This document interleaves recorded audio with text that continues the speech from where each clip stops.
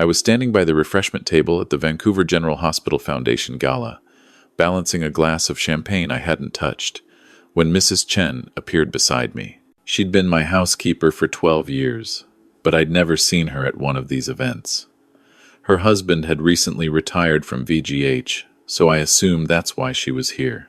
"Mr. Mitchell," she said quietly, not looking directly at me, "please, don't react to what I'm about to tell you. Just listen." I felt my hand tighten around the champagne flute.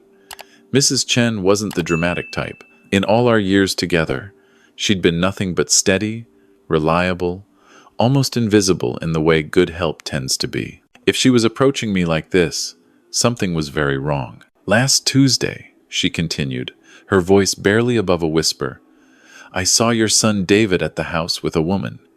They were taking photos of every room, professional photos, with a camera on a tripod. When I asked David what was happening, he said you'd asked him to get the house appraised for insurance purposes."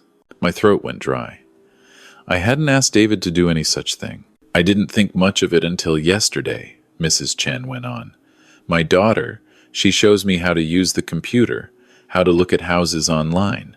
For fun, I search West Vancouver properties.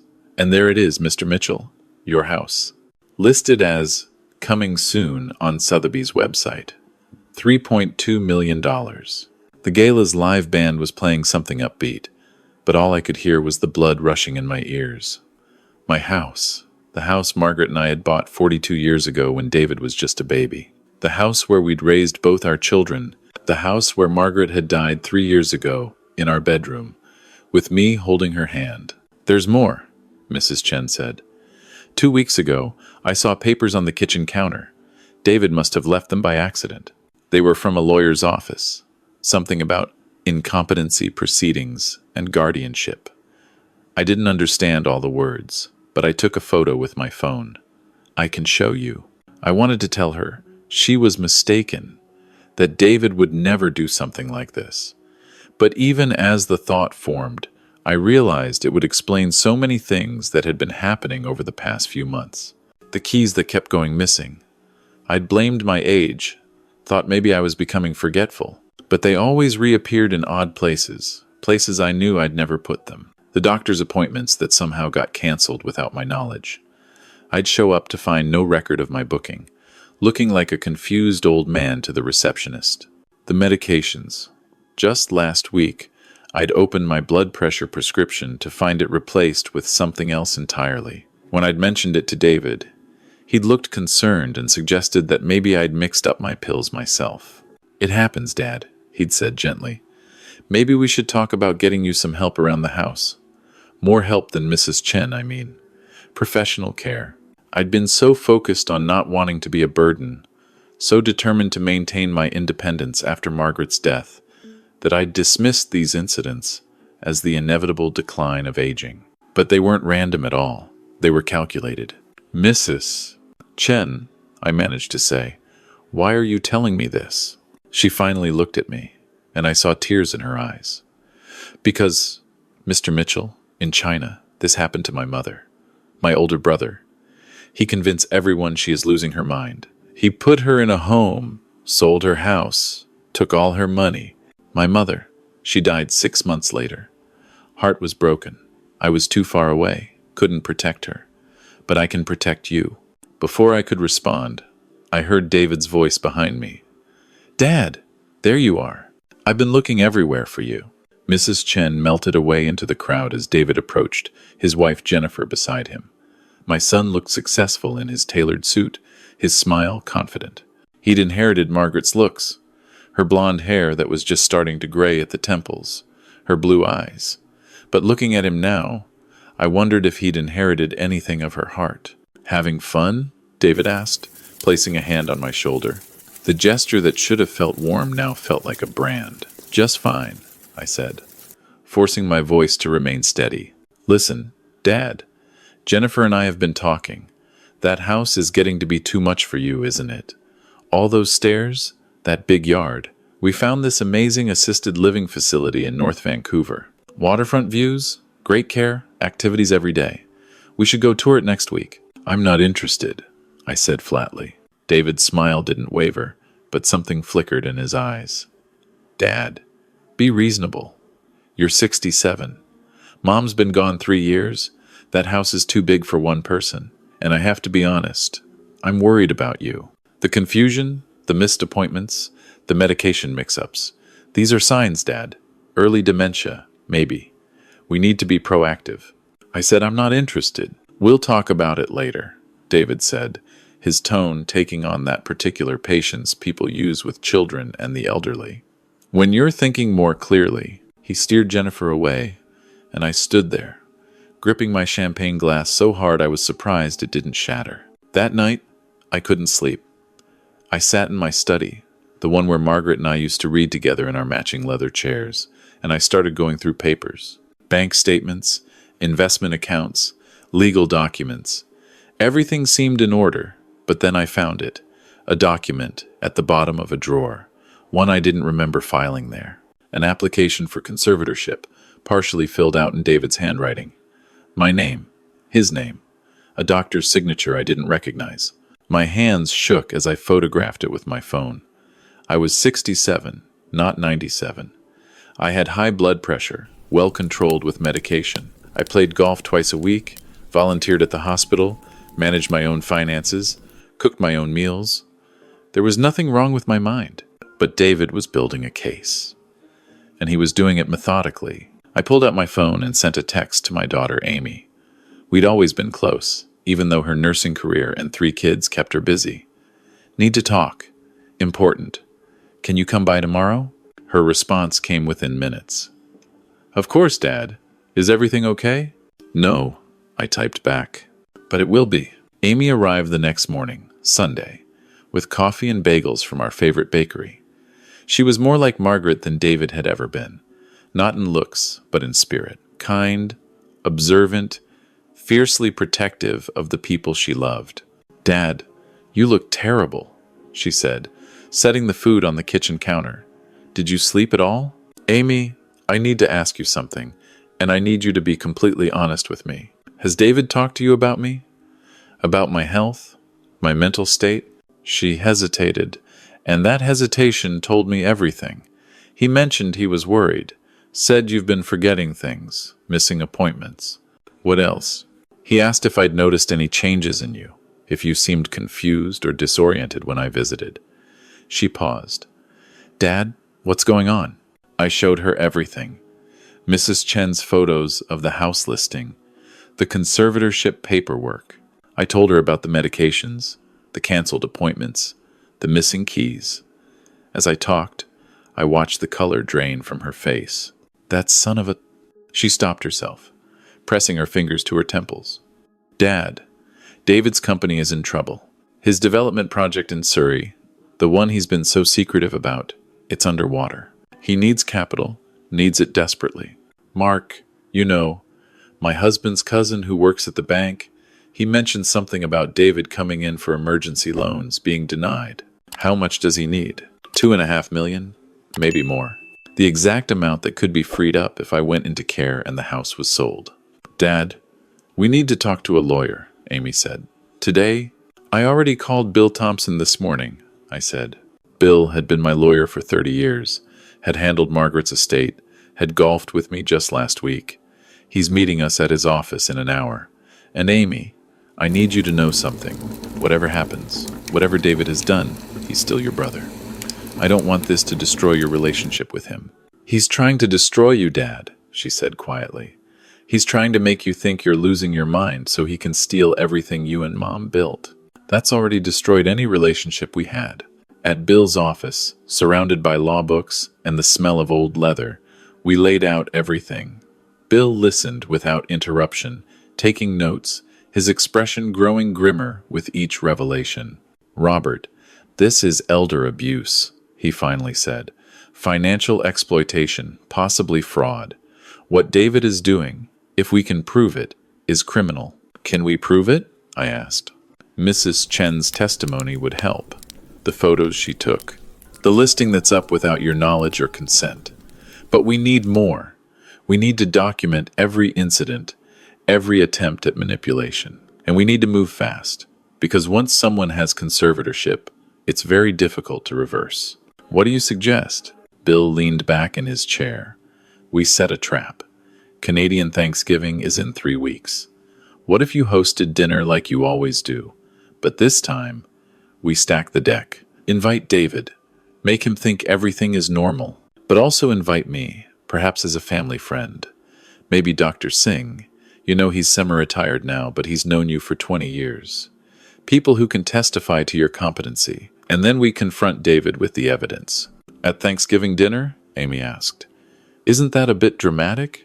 Sometimes dramatic is necessary, Bill said, and there's precedent for it.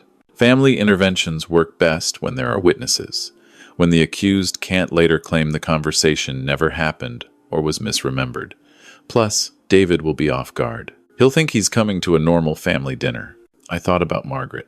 She'd love Thanksgiving. The planning, the cooking, the family gathered around our big oak dining table.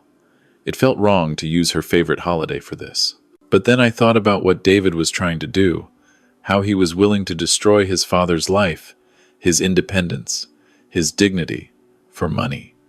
Margaret would have been heartbroken, and she would have wanted me to fight back. Let's do it, I said.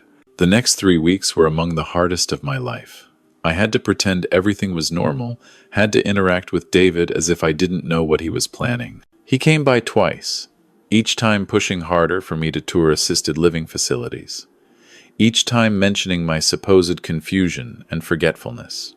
Dad, I found these in the mailbox, he said during one visit, holding up 3 envelopes. You forgot to bring in your mail again. See, this is what I'm talking about. I hadn't forgotten. Mrs. Chen had checked the mail that morning, as she always did, but I couldn't prove it without revealing what I knew. You're right, I said instead. I must have forgotten. I hated the look of satisfaction in his eyes. Mrs. Chen became my secret ally. She documented everything, took photos, kept a detailed log of every time David came to the house, every strange occurrence. She also shared more about her mother's story, late one afternoon when we were sitting in the kitchen. Her name was May, Mrs. Chen said softly. She was a teacher, very sharp, very strong. But my brother, he was in debt, gambling. He needed her house money. So he started telling people she was forgetting things, mixing up names. He would hide her glasses, her keys, then act worried when she couldn't find them. Exactly what is happening to you. How long did it take? 6 months from when it started to when he had her declared incompetent. 6 months to destroy a lifetime of respect and independence. She died in the care home. They said it was heart failure. But I know it was a broken heart. She felt abandoned, betrayed by her own son. I'm sorry, Mrs. Chen.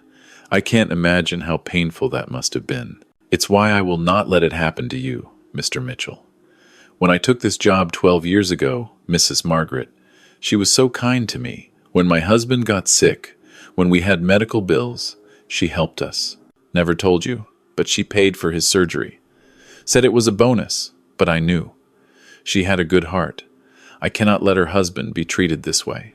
I felt tears prick my eyes. I'd had no idea Margaret had done that, though it didn't surprise me. She'd always been generous, sometimes to a fault. After this is over, I said, I want to set up a scholarship fund in your mother's name for elderly care awareness, preventing elder abuse. Would that be okay? Mrs. Chen squeezed my hand. Mrs. Margaret would like that very much. Meanwhile, Bill was preparing. He'd contacted Dr. Singh, my physician of 20 years, who agreed to attend the dinner and bring recent medical records, proving I had no cognitive impairment. Bill also found the doctor whose signature was on David's conservatorship paperwork, a geriatric specialist named Dr. Wallace, whom I'd never met. Turned out David had paid him $500 for a preliminary assessment based solely on David's descriptions of my behavior. The doctor was mortified when Bill contacted him, admitted he'd never actually examined me, and agreed to provide a statement. Amy's husband, Mark, did some digging into David's finances. What he found was worse than we'd thought. David's development company had taken on too much debt, and the Surrey project had multiple liens against it. He owed money to contractors, to the bank, to private investors. He was drowning, and he'd clearly decided his father's assets were his life raft. The Wednesday before Thanksgiving, David called. "Dad, I need to talk to you about Monday. Jennifer's parents want us to visit them this year. Would you mind if we skipped Thanksgiving at your place?" This wasn't part of the plan. I needed him there. "Actually, I would mind," I said. "I'm doing a big dinner this year. Amy's coming, the grandkids. I've invited Bill Thompson and Dr. Singh too. They've both lost their wives, you know. Seemed like the right thing to do. It would mean a lot to me if you were there." I could almost hear him calculating on the other end of the line. Skipping out would look suspicious, especially with Bill and Dr. Singh there, people who could potentially influence any future legal proceedings. "Of course, Dad," he said finally. "We'll be there. What time?" 3 o'clock. "And David? Bring your appetite. Your mother's recipes, you know. I'm making her famous turkey and all the fixings." Thanksgiving Monday arrived cold and gray. Typical October weather in Vancouver. Mrs. Chen had come in early to help with the cooking, though truthfully, I think we both needed the distraction. The house smelled like sage and roasting turkey, like butter and cinnamon from the pies cooling on the counter. It smelled like every Thanksgiving Margaret and I had ever hosted. I'd set the big oak dining table with Margaret's good china, the set we'd received as a wedding gift 45 years ago. 10 places. Mine at the head, Amy and Mark and their 3 kids, David and Jennifer, Bill Thompson, and Dr. Singh. Mrs. Chen had set a place too, though she'd protested. "You're part of this family," I'd told her firmly. "You'll eat with us." Amy arrived first with the kids, Noah, 10, Emma, 8, and little Sophie, 5. They were loud and energetic, the way children should be, filling the house with life. David and Jennifer showed up precisely at 3, David carrying an expensive bottle of wine, Jennifer looking elegant in a cashmere sweater. "Dad, the house looks great," David said, kissing my cheek. The gesture made my skin crawl. "Smells amazing, just like Mom used to make." "Mrs. Chen helped," I said. "She's been invaluable." I saw something flicker across David's face at that, though I couldn't read it. Did he know Mrs.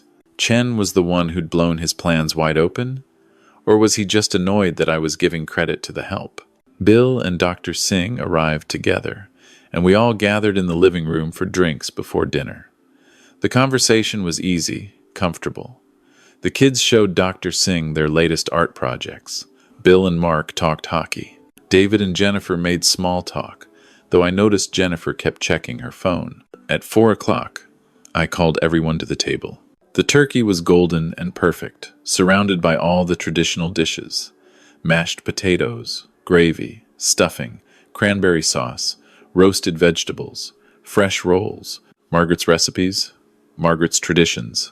"Let's go around the table," I said after we'd all taken our seats. "Say what we're grateful for this year." I'll start. "I'm grateful for family, for health, and for the clarity to see what really matters." I looked directly at David as I said it. He smiled back, oblivious. We went around the table. Amy was grateful for her family and her father's strength. The kids were grateful for toys and hockey and art class. Bill was grateful for friendship. Dr. Singh for another year of good health. Mrs. Chen, tears in her eyes, was grateful for kind employers and second chances. When it got to David, he raised his wine glass. "I'm grateful for family," he said, "for the opportunity to take care of the people we love, even when it's difficult, even when they don't always understand what's best for them." The implied message was clear, and it took everything in me not to respond. "Not yet." "Jennifer?" I prompted. "I'm grateful for new beginnings," she said, "and for opportunities." We served the food, passed dishes, made the pleasant small talk of family dinners. The kids chattered about school and Halloween costumes. Bill told a funny story about a golf game. It almost felt normal, except for the tension I could feel building under the surface, like a storm about to break. I waited until dessert was on the table, pumpkin pie, and apple crisp, before I stood up. "Before we have dessert," I said, "there's something I need to address. David, 3 weeks ago, Mrs. Chen informed me that my house was listed for sale online without my knowledge or consent. She also told me that she'd seen you here with a real estate photographer. Would you like to explain that? The table went completely silent. David's face went pale, then red. Dad, I can explain. Please do. You're not thinking clearly. The listing was just exploratory, to see what the house might be worth for your future care. The costs of quality assisted living, they're substantial. I haven't agreed to assisted living. That's exactly my point. You're not making good decisions. The missed appointments, the confusion, the medication errors. Dad, I'm worried about you. We all are. We? I looked at Amy. She shook her head firmly. Don't include me in your lies, David. Amy, you've seen it too. The forgetfulness, the confusion. What I've seen, Amy said, her voice shaking with anger, is you manipulating our father. What I've seen is you gaslighting him to steal his house. That's ridiculous. I'm trying to help him. Dr. Singh, I said, turning to my physician. You've been my doctor for 20 years. Would you say I show signs of dementia or cognitive impairment? Dr. Singh set down his fork. I examined Robert just last week for his annual physical. His cognition is perfect. Memory, reasoning, executive function, all normal for his age. In fact, he's sharper than most 67-year-olds I see. That can't be right, David said desperately. Dr. Wallace said, Dr. Wallace, Bill Thompson interrupted, has provided us with a statement admitting that he never actually examined your father, that you paid him $500 for a preliminary assessment based solely on your descriptions. Descriptions we now know were fabricated. David stood up.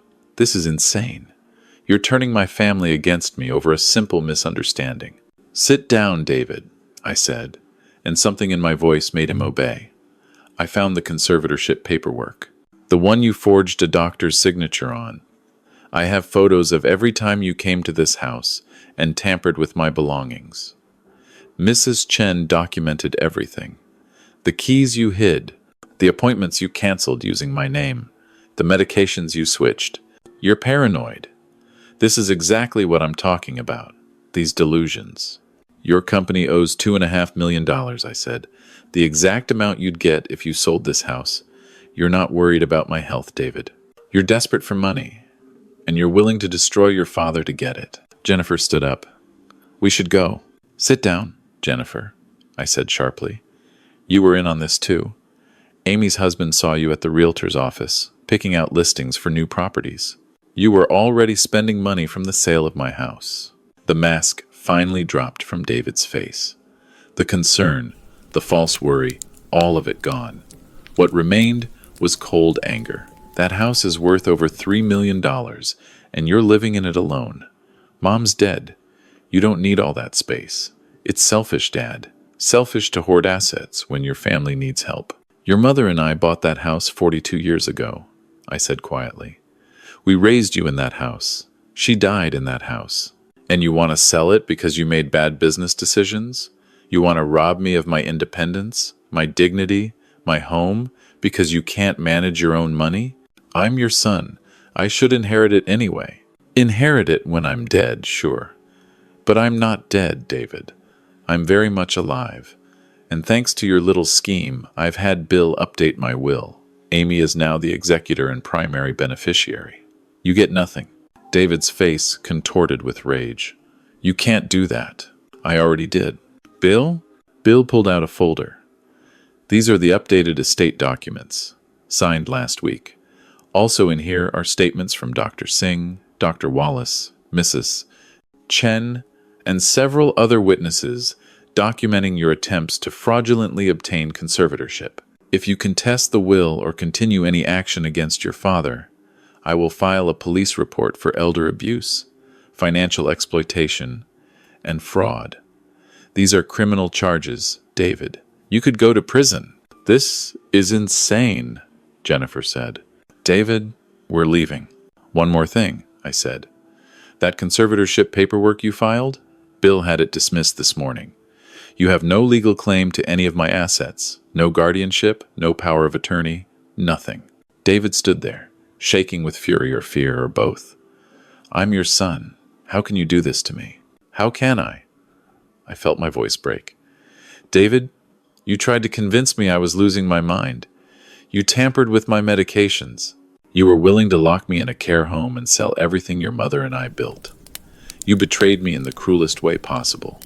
How can you ask me how I can do this to you? We needed the money. The company, it's everything I've worked for. Then you should have asked for help. Like a son, like family. Instead, you decided to destroy me. David and Jennifer left without another word, walking out of the house, out of my life. The door closed behind them, and I sank into my chair, suddenly, exhausted. Amy came around the table and hugged me. I'm so sorry, Dad. I'm so sorry he did this to you. Mrs. Margaret would be very proud of you, Mrs. Chen said softly. You fought back. You didn't let him win. The rest of the dinner was subdued, but not entirely sad. The kids, who'd been unusually quiet during the confrontation, slowly started talking again. We ate pie. Bill told another golf story. Dr. Singh examined the kids' Halloween candy haul and made them laugh by declaring it a public health emergency due to excessive sugar content. Later, after everyone had left except Amy and Mrs. Chen, we sat in the living room nursing cups of tea. What happens now? Amy asked. Now I live my life, I said.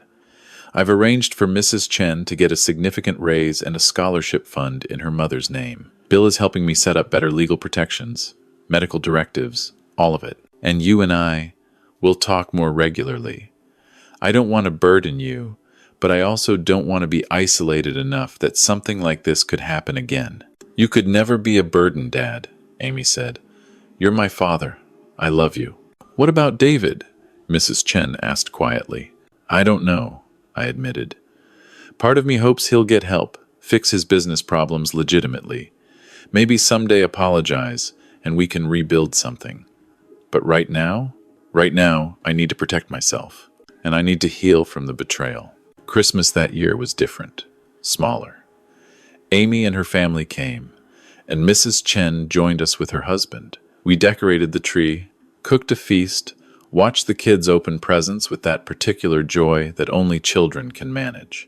David sent a card, no return address, just a generic Merry Christmas with his and Jennifer's signatures.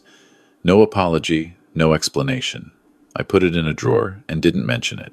On New Year's Eve, I sat in my study, the one Margaret and I had shared, and I wrote her a letter. I don't know if the dead can read letters from the living, but it felt important to tell her what had happened, what David had tried to do, how I'd fought back. I think you'd be disappointed in him, I wrote. But I also think you'd be proud that I didn't just accept it, that I fought for my independence, my dignity. You always said I was too trusting, that I needed to be more suspicious. You were right. I folded the letter and put it in the box where I kept all the important things. Margaret's wedding ring, photos from our honeymoon, David's baby shoes, Amy's first report card. Life went on. I continued my volunteer work at the hospital, played golf twice a week, had dinner with Amy's family every Sunday. Mrs. Chen and I became closer friends than employer and employee had any right to be. Her husband taught me to cook proper Chinese food, and we'd spend Saturday afternoons in the kitchen, laughing at my clumsy attempts to fold dumplings. 6 months after that Thanksgiving confrontation, I got a call from Bill. David's company had filed for bankruptcy. He and Jennifer were divorcing. He'd moved into a rental apartment in Surrey and was working as a junior project manager for someone else's development firm. He's asked if he can see you, Bill said. Says he wants to apologize. What do you think? I asked. I think that's entirely up to you. But if you do meet him, do it in a public place. And maybe bring Amy. I thought about it for a week. Finally, I called David and agreed to meet him at a coffee shop in Kitsilano, neutral territory. Amy insisted on coming, sitting at a nearby table where she could intervene if needed. David looked older, tired. The expensive suit was gone, replaced by off-the-rack business casual. His confidence had evaporated. Dad, he said, I don't expect you to forgive me. I don't forgive myself. What I did was unforgivable. I was desperate. And I convinced myself that it was okay, that you wouldn't really mind, that assisted living would be good for you. But I was lying to myself. I knew exactly what I was doing, and I did it anyway. Why? I asked. That's what I can't understand. Why that way? Why not just ask for help? Pride, he said simply. I'd spent years telling everyone I was this big, successful developer. I couldn't admit I'd failed. And then I started thinking about the house, about how much it was worth, and it just seemed so wasteful for you to be there alone. I rationalized it, convinced myself I was actually doing you a favor. You tried to destroy me. I know. And I'll spend the rest of my life knowing that about myself, knowing what I'm capable of. Jennifer couldn't live with it either. She said she married a good man and woke up next to a monster. We sat in silence for a moment. The coffee shop was busy, full of students and young professionals, life going on around us. I can't have you in my life right now, I said finally. Maybe someday, but not now. The trust is gone, David, and without trust, there's no relationship. I understand, he said. But Dad, thank you for stopping me, for fighting back. If you hadn't, I'd have done it. I'd have put you in that home and sold the house and spent the money and destroyed you. You saved me from becoming that person completely. You saved me from myself. He stood to leave, then paused. Mom would have been ashamed of me. Yes, I said honestly. She would have been. After he left, Amy came over and sat down. You okay? I think so. He's not asking for forgiveness. Not really. He's just acknowledging what he did. Maybe that's the first step. Maybe someday we can rebuild something. But not now. Not now, Amy agreed. That summer, we hosted the first annual Mei Chen Memorial Scholarship Award ceremony at the house. 5 students from UBC nursing program received scholarships for studying elder care and abuse prevention. Mrs. Chen gave a speech about her mother, about the importance of protecting our elderly, about how dignity and independence should never be stolen from those who've earned them. Standing in my backyard, watching the young students accept their awards, watching Mrs. Chen wipe away tears of pride rather than sorrow, I felt something shift. The betrayal would always be there, always be part of my story. But it wasn't the whole story. I was 68 now, healthy, independent, surrounded by people who genuinely cared about me. I had my daughter and her family. I had friends. I had purpose. I had my house, the one Margaret and I had built our life in. And I had the knowledge that when someone tried to take all of that away, I'd fought back. I'd won. That night, I sat in my study and pulled out another piece of paper. Another letter to Margaret. We did it, I wrote. We raised one child who knows what love and loyalty mean. That's not a failure. That's a success. And I'm still here, still in our house, still living the life we built together. He tried to take that away, but he failed. I'm still here, my love. I'm still here.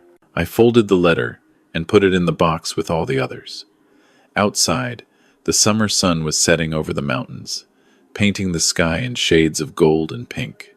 Margaret's favorite time of day. The house was quiet but not lonely. Tomorrow, Amy and the grandkids were coming for dinner. Next week, Mrs. Chen and I were going to try making Peking duck from scratch. Life wasn't perfect. Life was complicated and sometimes painful and full of betrayals I never saw coming. But it was my life, my independence, my choice. And no one, not even my own son, was going to take that away from me. I walked to the window and looked out at the garden Margaret had planted so many years ago. The roses she'd loved were blooming, red and pink and white against the green. Tomorrow, I'd cut some for the kitchen table, the way she used to do every summer evening. For now, I just stood there, in my house, in my life, victorious.